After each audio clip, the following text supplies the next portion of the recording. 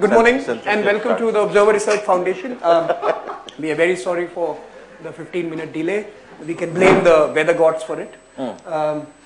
Let me just quickly introduce the panel, although I'm sure you would have got a sheet with their brief CVs.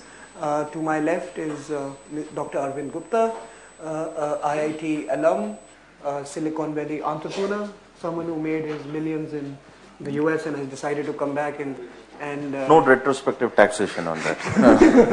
and invest in the political sphere in India. He was involved in building the technology and IT backbone for the BJP since 2009.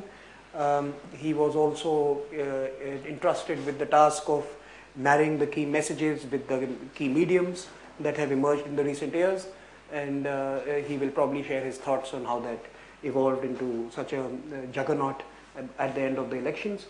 We have Sandeep Bamsai, who's editor of The Mail today.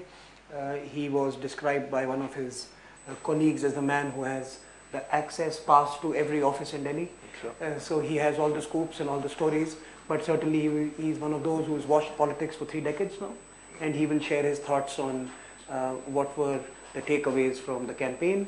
We have Ashok Malik, who one of the magazines described as one of those outsourced brain trusts for the innermost workings of the party.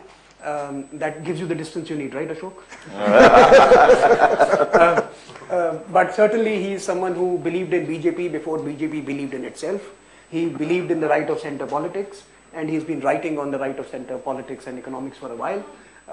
And he will speak on the presidential style of campaign that we saw emerge, and probably we can also say that with his great fondness for bureaucrats, that presidential style of governance still remains Ashok, where the Prime Minister and his officers are probably at the core of how India is working over the last 45 days. So without taking more time, let me first start with Arvind.